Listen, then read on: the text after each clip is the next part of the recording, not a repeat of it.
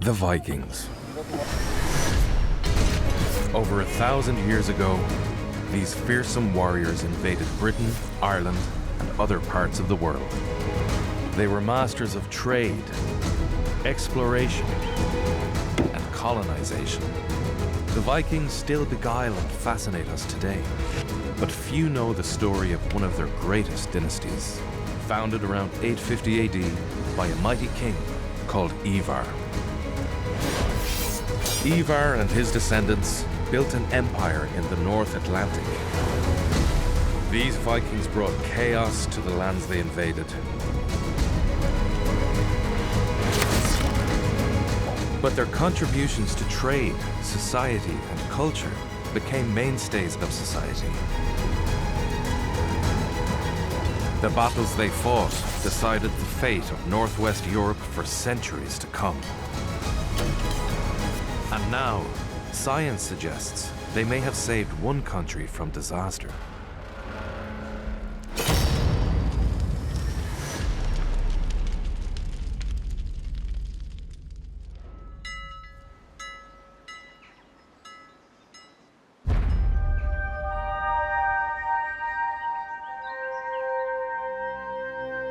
There are many sides to the Viking story, but a most unexpected one emerged only recently. In Queen's University Belfast, scientists analysed thousands of archaeological samples from all over Ireland. They aim to reveal the big picture trends that shaped the country. The research suggests something extraordinary. In early medieval times, Ireland suffered a devastating catastrophe. In this scenario, the Vikings may have helped rescue an entire society. And in doing so, they left a signature that endures to the present day. We see a Scandinavian component in the genomes of modern-day Irish people, and this is seems to be specifically Norwegian. But in 902 AD, it seemed the Viking presence in Ireland would be cut short. By this time, many Vikings had settled down in Ireland, founding harbours and communities in coastal areas. The most powerful group were descendants of the ruthless king, Ivar. He was the progenitor of a Viking empire, and that's why the grandsons of Ivar are feared so much, because Ivar himself is considered such a huge monumental figure. Ivar's grandsons controlled the main Viking settlements, including the Kingdom of Dublin. The Irish called them the Dark Foreigners. In 902 AD, the Irish hit back at the invaders. The kingdoms of Brega and Leinster attacked Dublin and won a crushing victory. We've got really vivid chronicle narratives of the time telling us how the Vikings were driven out and they escaped half broken and half dead across the sea. The victorious Irish took control of Dublin. For the dynasty of Ivar, it was a devastating setback. Their achievements and ambitions lay in tatters. Ivar's grandsons passed long years in exile in Britain and France. The most senior of them may have been Citric Caer, Citric the One-Eyed. Like his grandfather Ivar, Citric was a tough and resolute leader. He was determined to one day return to Ireland.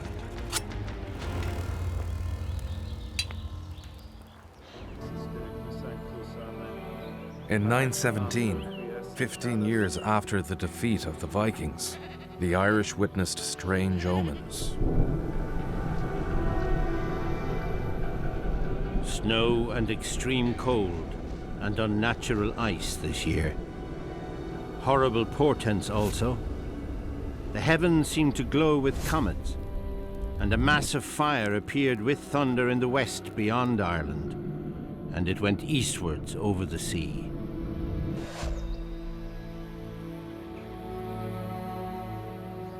In that same year, the monks of St. Mullins Monastery experienced a sudden interruption to their daily routine. The monastery's location on the River Barrow in southeast Ireland gave it easy access to the outside world. But this also exposed it to Viking attackers, who'd already plundered it 3 times. And now, it seemed they would do so again. Because incoming on the river were Viking ships. Their commander was Citric Caer himself.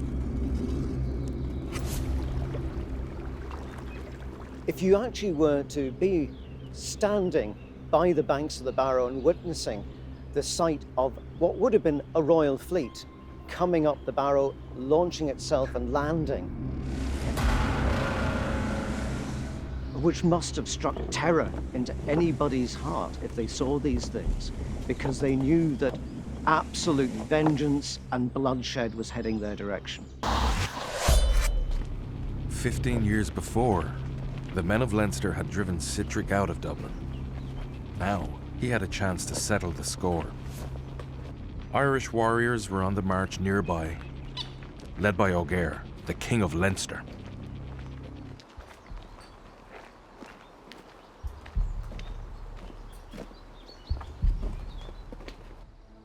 Dr. Gavin Hughes is an expert on this critical episode in the wars between Vikings and Irish. Some people think that Ogier knew that the army of Citric was here and went deliberately to engage him. And then the Vikings were very clever in this respect, as they avoided pitched battles if they could. I think they probably saw the opportunity of Ogier's army marching past, and they thought, right, we can take them on. Today, this small river valley near St. Mullins looks peaceful and picturesque. But 1100 years ago, it was drenched in chaos and carnage. Because this is where Citric attacked the men of Leinster. Then it would have been a free-for-all.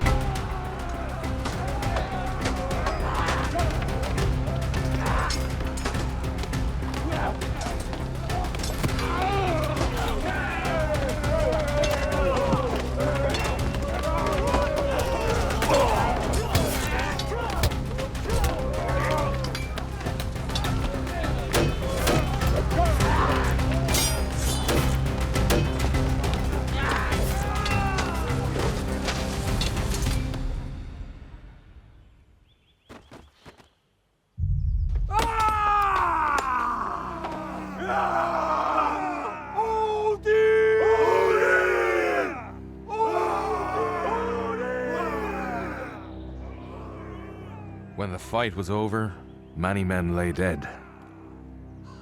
Most of them were Irish. The Vikings had the victory.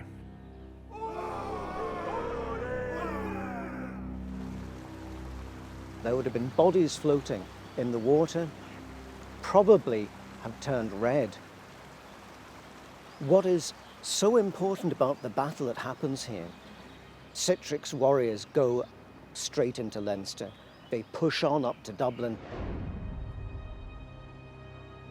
With the army of Leinster annihilated, Dublin was defenseless. 15 years after he was driven out of the settlement, Citric returned in triumph. Once again, the dark foreigners were in control of Dublin, and they had ambitious plans. They created a carefully planned Viking town. Almost 50 years ago, this place re-emerged into daylight for the first time in centuries. In the 1970s, at Wood Quay on the Liffey's south bank, builders began work on new offices for Dublin Corporation. What no one realized was that just a few feet beneath the surface, an ancient town lay buried. Digging soon revealed the remains of the original Viking settlement, It was an opportunity to unearth the earliest layer of the city. 25-year-old archaeologist Pat Wallace was put in charge of the archaeological excavation. What he discovered was breathtaking. A unique blueprint for what a 10th century European town looked like. We know more about Dublin in the 10th century and early 11th than we do of any other town in Northwest Europe, even London and Paris. We have a clearer view of the plot layout, the pathway widths, how plots were used, the types of building, where buildings were located, all of that over several layers than we have of any other Northwest European town. The Vikings also fundamentally changed architecture in Ireland. Before they arrived, Irish architecture had one overwhelming feature: roundness. But the Vikings introduced a whole new way of building. Adjoining Wood Quay and along the edge of Fishamble Street, Pat uncovered the remains of their houses. One of the major physical legacies of the Vikings in Dublin is the establishment of the rectangular form of building as the ordinary domestic house. 75% of all the buildings in Dublin were rectangular in form. They gave us our towns, our first real mainstream European towns with town plots, town layouts, a consistent building type inherited over the ages, consistent positioning of property, all of that, defended towns.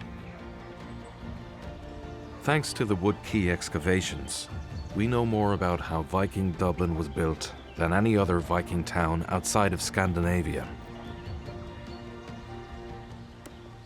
But a town is more than its architecture. The archaeologists also uncovered the remains of craftworks, jewelry, weapons and food, along with human and animal remains. These finds allow us to see Viking Dublin as a living, breathing place. A place where sanitation was rudimentary, where the smells of dirt and offal mingled with livestock and food, where people traded human flesh alongside finely crafted products. A vibrant and savage place where criminal justice equaled iron, blood, and death.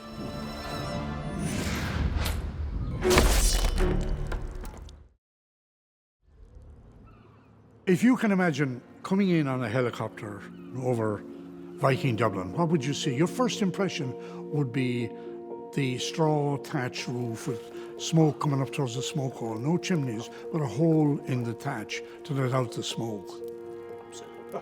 And then there'd be mud. You'd be looking at mud in different states of dryness. The estuary would be a gooey, brown, oozy mud. I like to imagine 10th century Dublin as a town made of wood. And that's how it would have appeared to a person walking around the streets of Dublin or even entering from the quayside. If we were to be able to step back in time and just walk around the Viking settlement of Dublin, it would really strike us as very different in a number of different ways. One would be, it would be really small.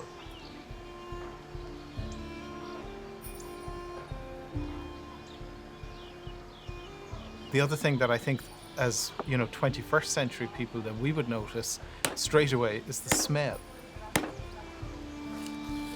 I think it would be an assault on our senses in a way that, walking in a modern Western city is not.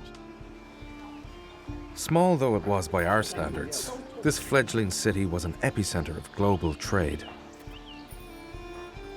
At this stage, this is what you're starting to see is people who are doing craft working and industry using imported raw materials from the Baltic and the North Atlantic sea trade, and they're turning them into commercial goods that can be sold out of the port of Dublin.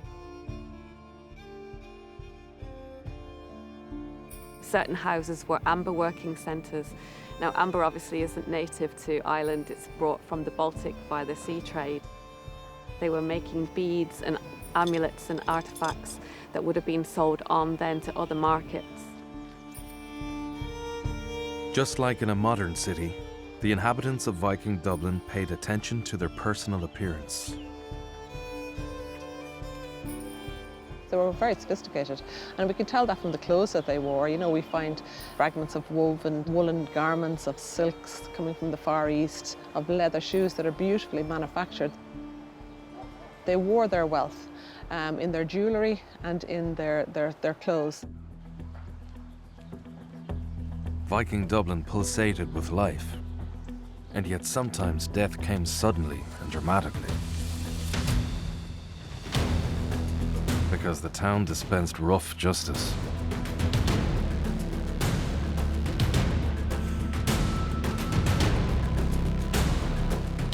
You'd be walking in an environment where there could be body parts stuck around the periphery of this settlement.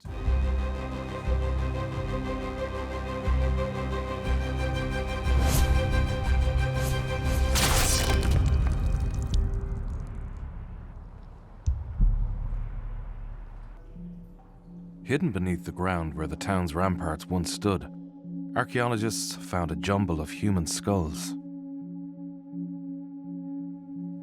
Bioarchaeologist Dr. Barrow O'Donovan is an expert on human remains and what they tell us about their owners.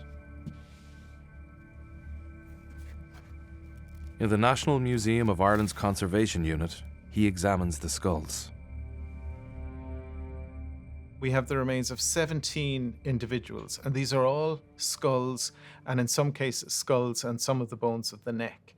And in about 50% of the 17, we have evidence, direct evidence of blade injuries. Barrow believes that the heads once stood high on wooden posts over the ramparts. So in terms of these 17 individuals whose heads ended up displayed on the ramparts, the big question is, who were they? You know, it's absolutely possible that some were inhabitants of the Viking town who might have identified with the kind of Viking population, but had somehow come to offend those in power. And they end up being executed. So there's pretty strong evidence that that's what we're dealing with these heads. These were trophies placed around the ramparts of the city. It could be that some were local people who intermingled with the Vikings.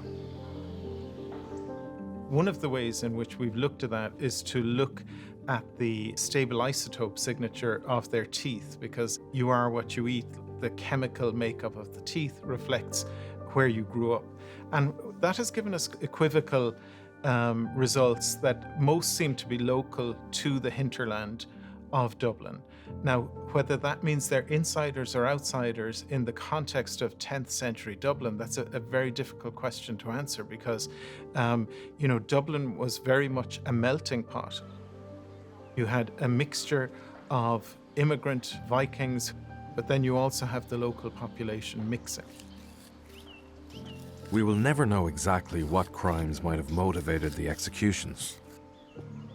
We do know that the Vikings cherished their jewelry and other valuables. Above all, one precious metal entranced them: silver. The Vikings traded goods far and wide, and in return, silver flooded into Ireland from the outside world. The silver is the main barometer of wealth in Dublin and in Ireland in the Viking Age. And we have different types of Irish metalworking traditions and art and design impinging on Viking silver. We find silver hoards all over Ireland. There are over 100, some with coins. Some hoards are connected with unusual and mysterious places.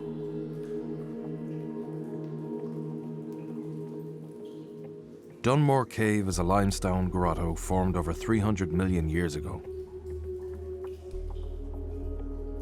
It contains some of the most spectacular cave formations anywhere in Ireland.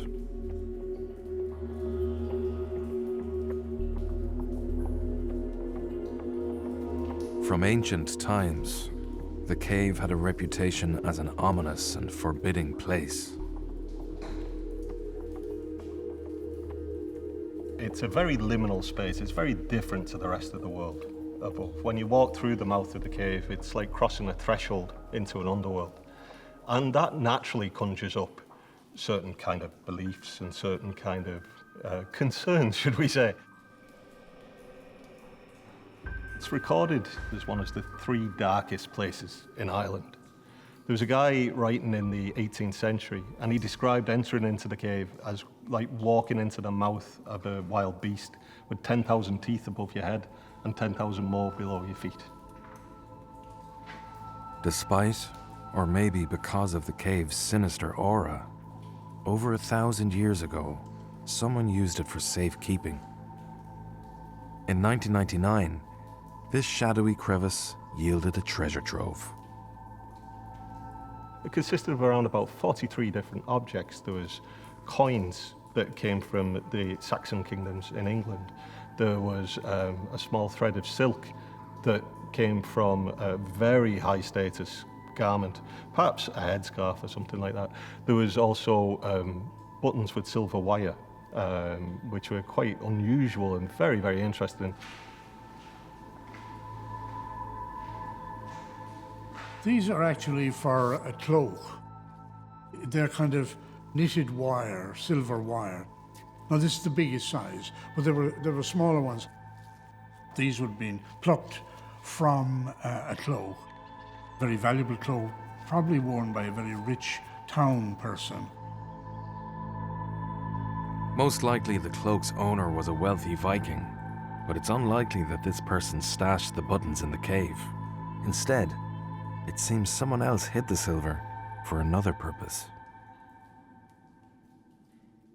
Was it a founder's hoard, somebody who was going to melt it down and turn it into silver ingots? Because silver ingots are the handiest way of transporting silver for a merchant or for a tradesman.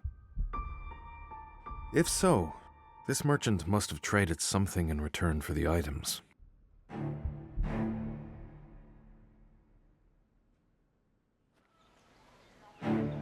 The Vikings continued to operate a massive international trade in slaves.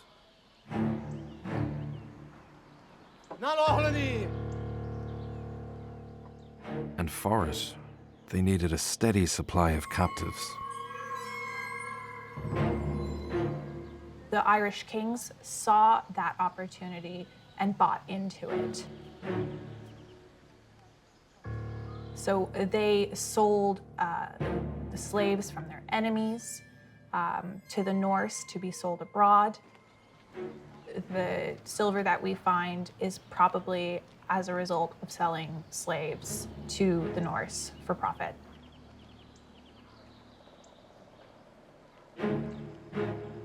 Through both trade and raids on settlements, the Vikings had taken many captives.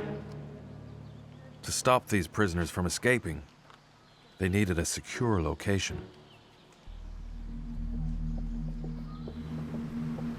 Overlooking the southern fringes of Dublin Bay, Dalkey is one of Ireland's most affluent suburbs. It even has its own offshore retreat, the small and picturesque Dalkey Island. But when the Vikings controlled this area, the inhabitants were anything but rich. The etymology of the name Dalkey is quite interesting in itself. So the Irish sources in the 8th century record it as a place called Delganish. So Delg, Irish for thorn, and Inish, Irish for island. And that was then adopted as a place name by the Norse as Dork, thorn, and Oi, or A, island. So that's the origin of the place name. The Vikings used this place for a very specific purpose. Archaeologist Ruth Johnson believes it's all to do with its setting. You could describe Dalkey Island almost like the Viking Alcatraz. It was a place where slaves were brought and held, probably only for a very short period of time prior to being taken to the slave market at Dublin. Well, Dalkey Island was the perfect location, really, for holding slaves captive. It's about 300 metres from Dalkey Harbour. Now, that sound is extremely treacherous, so it would have been very hard to swim across that sound as a captive.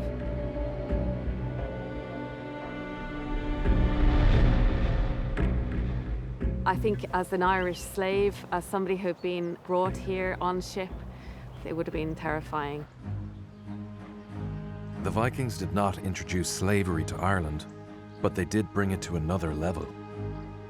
With their large harbours and huge fleets, they had the infrastructure to run a global trade in human flesh. The slave route stretched eastwards to Russia and the Middle East and northwards into the Atlantic. As the slaves moved, so did their masters. A new DNA study plots how Viking genes spread throughout Europe. In 2020, we had a huge study that aimed to basically characterize the genetic impact of the Viking Age in Scandinavia itself and on Europe more broadly. Scandinavia at this time, it's a very dynamic place. Scandinavia is really becoming more and more connected with the rest of the world.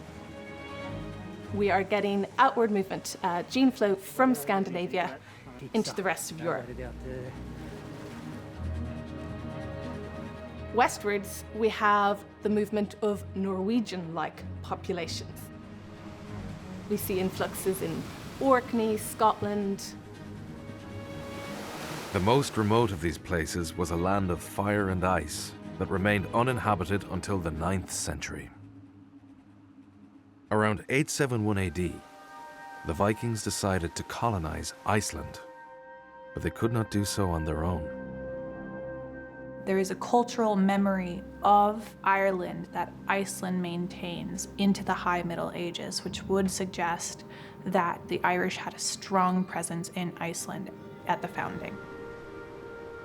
An old Icelandic saga hints at the nature of this presence. Written down some 800 years ago, it describes events said to have taken place in the 10th century.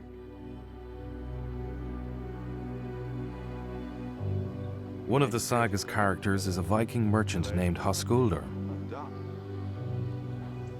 He travels from Iceland to Scandinavia, where he meets a Russian slave trader.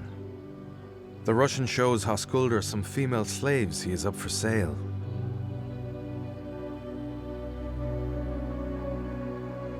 Then he reveals his most prized captive, one whom he values at 3 times the price of the others.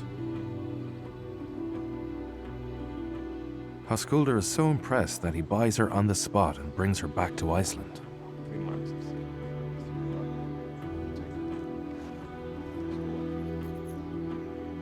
Her name is Melkorka, and she turns out to be an Irish princess, captured in a raid and sold into bondage. She later bears a son who travels to Ireland and meets his grandfather. Now we have to remember the sagas are medieval Icelandic literature. They're not primary contemporary sources, but they do keep the oral tradition of the Viking Age. Although a saga character, Melkorka is probably based on a real person. And now, science confirms that many other women shared her fate. A genetic study has recently been conducted that looked at the bones of the early Norse settlers in Iceland. And what they found is that over 60% of the women who settled in Iceland came from the British Isles. The patrilineal DNA suggests that over 60% of the men came from Norway. Now, what this means is that the Norse brought female Irish and British slaves to Iceland with them, whether that be as concubines or as slaves who worked the earth. It was a very sad fate for any young, attractive woman that fell into the hands of the Vikings, because they literally would be just traded away. You get women that are trapped, if you like, because of who they are, you know, that they're at their high political status, and then you get the women that are trapped at the lower end of the scale as well. So I don't think it was a very good situation to be in. Families were split up, so the women, you know, were separated from the children, they're separated from their husbands. You can guess what the fate that awaited some of them. The dynasty of Ivar may have masterminded this program of mass slavery and transportation to a foreign land.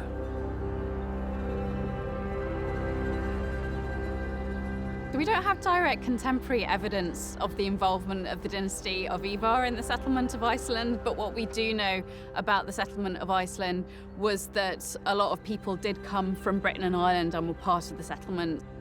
It's certainly the case that some of these must have been traded as slaves. By 930 AD, the descendants of Ivar controlled many Viking settlements in Ireland and Britain. In Dublin and Waterford, they were all powerful. They also dominated York and the kingdom of Northumbria. But here, they faced a new threat: the Anglo-Saxon king, Athelstan.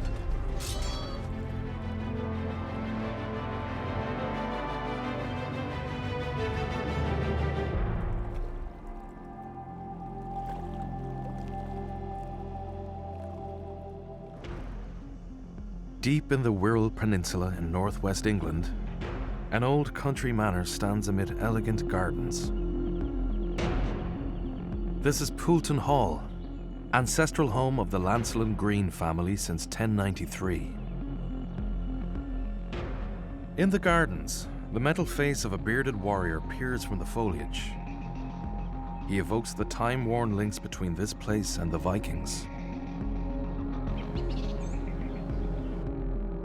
Dominga Devitt is a member of Wirral Archaeology, based here at Poulton Hall.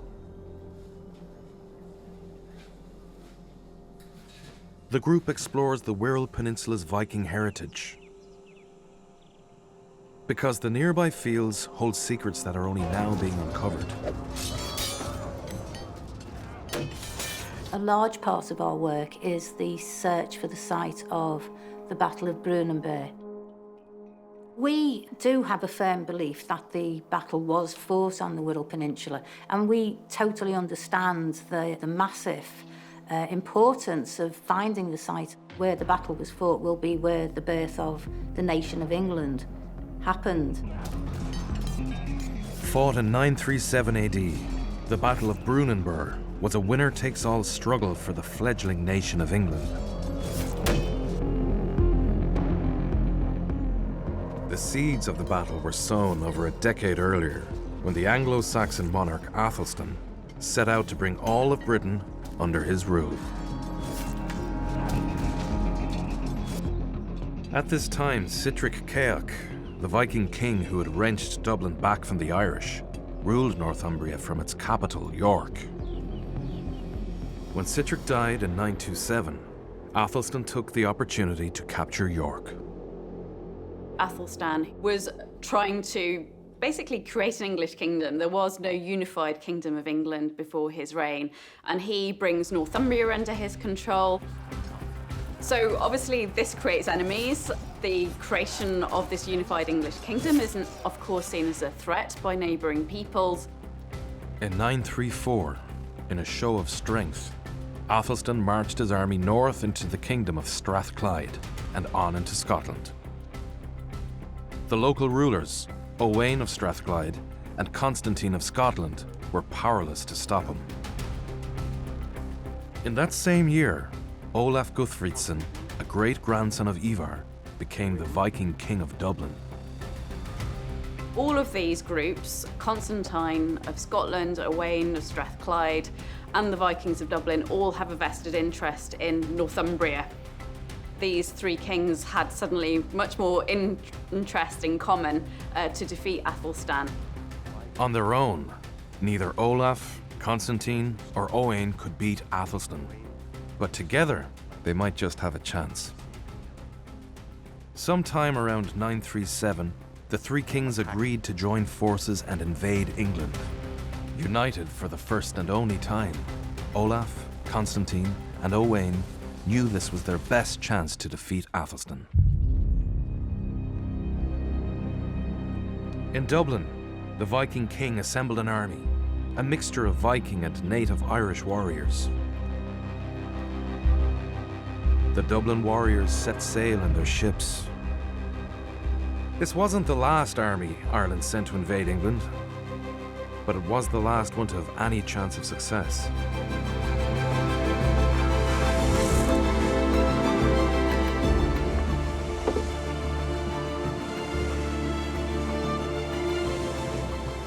The Viking ships joined up with fleets from Strathclyde and Scotland, creating a huge armada. The records that we have suggest the fleet could have been over 600 ships, which would have been massive by the standards of the time. And I think we can all in our minds kind of imagine how that could have looked and how dramatic and intimidating that would have seemed. There's no consensus on where the fleet landed, or where the Vikings and their Scottish allies met the Anglo-Saxon forces. But many believe it was somewhere here on the Wirral Peninsula. The place name Brunanburh in the Wirral fits quite well with the place name Brunanburh, which is recorded in the Anglo-Saxon Chronicle, which is our earliest historical narrative of the events in 937. This area was settled by Hiberno-Scandinavians, so it would have been a sympathetic region for an invading army to come to.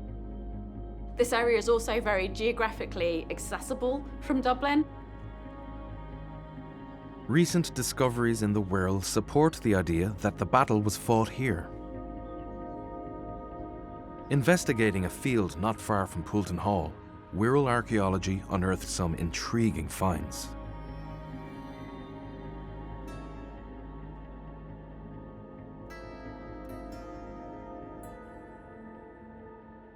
We found an arrowhead which has been identified as typical of 10th century Viking arrowheads. And we've discovered a really interesting thing, which is an Islamic silver coin called a dirham. This was a very popular coin amongst Vikings because they valued it for its high silver content. And it's often found in areas of Viking occupation or where the armies have passed through. It's quite difficult, given the dating range that can be assigned to these finds, to say, oh, they all belong to 937. But there is a kind of plausible context, but I think this work is still in its infancy. The research continues, and one day it may confirm that the Battle of Brunanburh was fought in this area.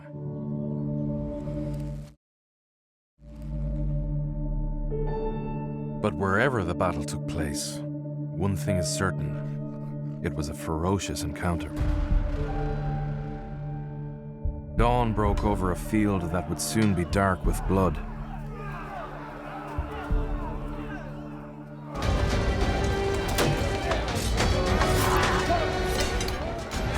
Swords, axes, and shields crashed together incessantly. All day long, the fighting continued. None could say who would be victorious. The coalition force, the invaders, probably had a strategic advantage, and indeed the early stages of the battle might have gone quite well for them. But whatever happened, suddenly the battle fell in Athelstan's favour. In the waning light, the Anglo-Saxons pushed forward. Their enemies fled for their ships, but many never made it that far.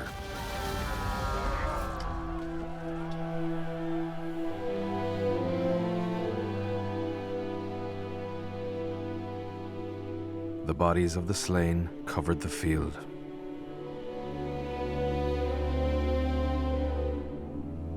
The greatest battle yet fought on English soil was over. It could have gone either way, but the Anglo-Saxons had the victory. Viking hopes of dominating England lay trampled into the bloody soil. They left behind to share the corpses, the dark-coated one, the black raven, and that grey beast, the wolf of the wood. Never greater slaughter was there on this island. Never more folk felled before this, by the sword's edges. The victory cemented England's place as the dominant nation in Britain and Ireland. The Vikings, Irish and Scots withdrew to the periphery, and there they would remain. But had they been victorious, history would have been very different. If Olaf and his allies had been victorious, I think that would have shored up this Viking kingdom of Northumbria. Then it could have consolidated the power of the Vikings of Dublin in northern England, and theoretically, the Kingdom of England, in its current geographical boundaries, would never have happened. Never again would the dynasty of Ivar pose the same threat to the Anglo-Saxons. In 954 AD, they withdrew from mainland Britain.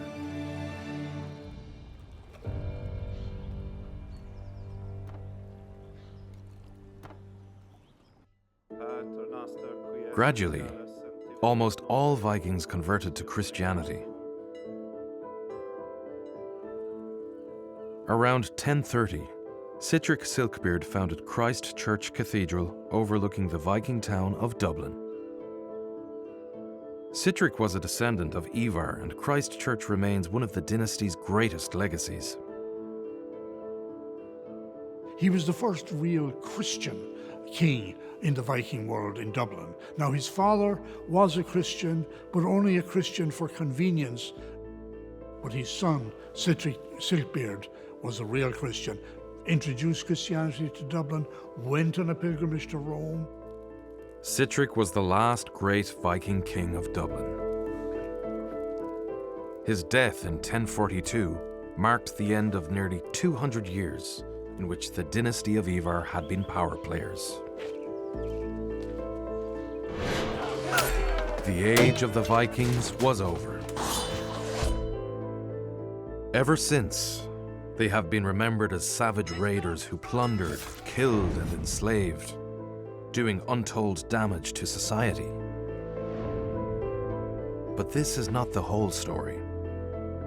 Yeah, we owe an awful lot to the Vikings, completely in inverse to their numbers. We often think of them as being barbarians. They weren't barbarians. They just had a completely different view of the world to the way that we would look at it today. The Vikings shaped modern society in ways no one could have foreseen. Ivar and his descendants marched in the vanguard of this change. There is a huge catalyst that they have in terms of the development of a network of towns, in terms of the development of overseas trade, and encouraging political developments that would have quite a long-term impact. Before the Vikings came, there were no towns or cities in Ireland. Today, many of their settlements have become large urban areas. And they did set up the urban centres, and they did instigate commerce on a sort of an urban scale. And that's really the model that we still have today. The interpretation of the Vikings has changed from being just a band of robbers, rapists, and things like that. And we have got a more nuanced view lately, watching them more as traders and society builders as well as plunderers.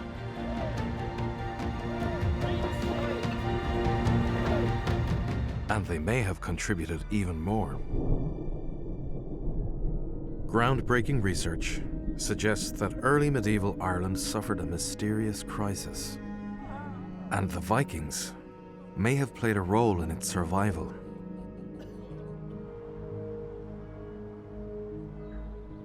Rowan McLaughlin and Emma Hanna are researchers at Queen's University Belfast.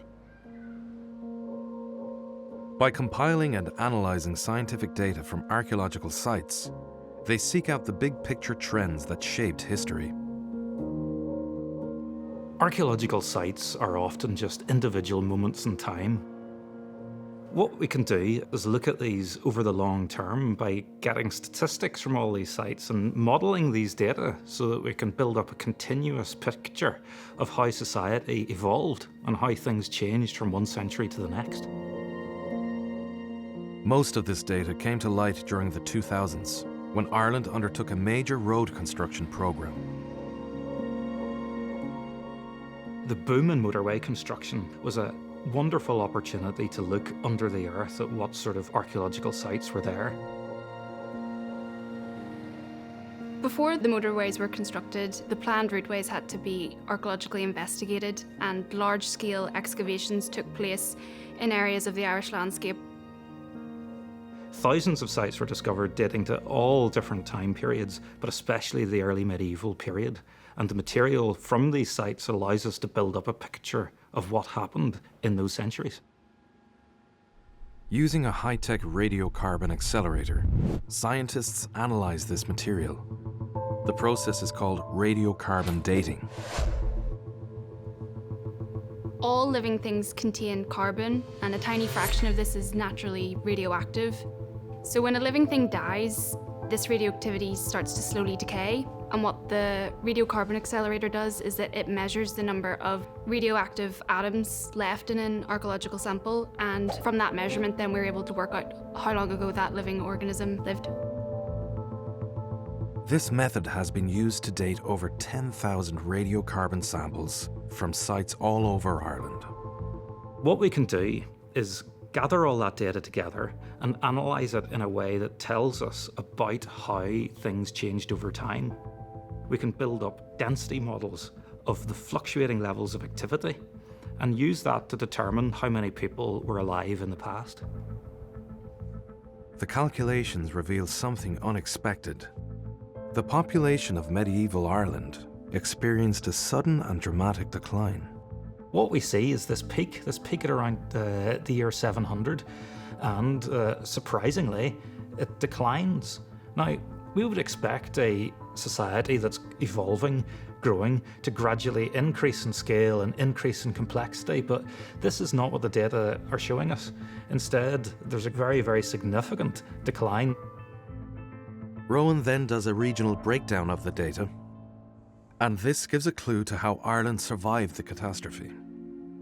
When we divide our data, we see similar patterns in the northeast and in the northwest and indeed the southwest, this overarching pattern of steady decline.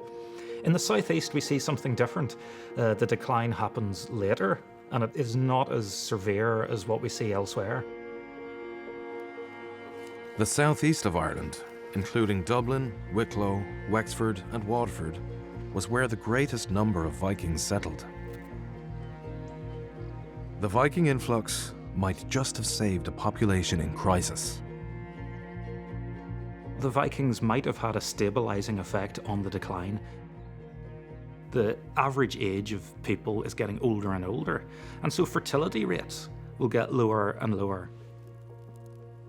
When the Vikings arrived in Ireland, they came in, they were younger perhaps, they were certainly a lot more dynamic, and they were able to produce a real splash in Irish society at the time. Hey brother, how are you? And they created a long-lasting effect in Ireland in its gene pool. We can also see the long-term effects of this in the genomes of the present-day Irish population. We see a relatively large minor component of Norwegian-like ancestry in the genomes of modern-day Irish people. Upper limits put this sometimes as at close to 20%. The Vikings might just have saved Ireland. And the changes they brought still echo in society, not just in Ireland and Britain, but all across Europe.